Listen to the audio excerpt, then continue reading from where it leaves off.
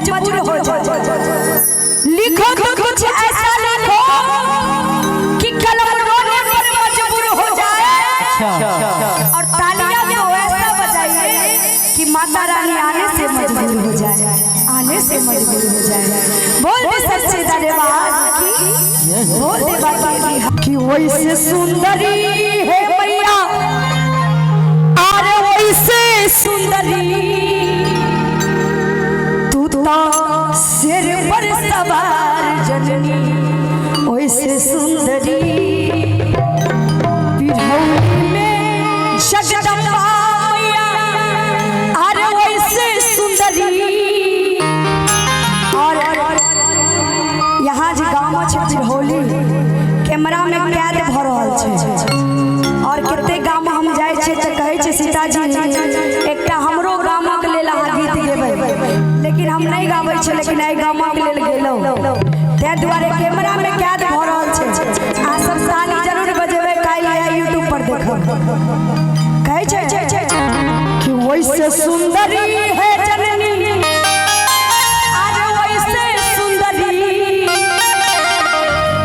तू तो सिर पर सवार जननी, वैसे सुंदरी तू तो सिर पर सवार जननी, वैसे सुंदरी तू तो सिर पर सवार जननी, वैसे सुंदरी। भौली में तेरा वाली वैसे सुंदरी,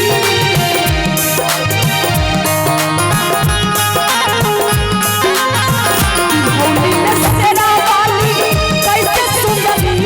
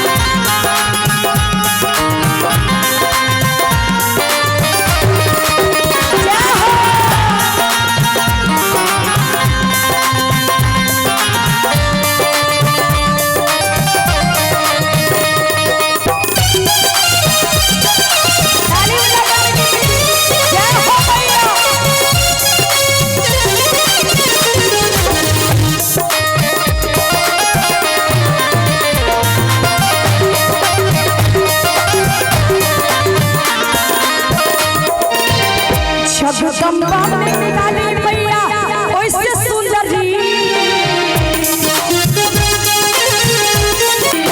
कैसे सुंदरी है मैया, कैसे सुंदरी,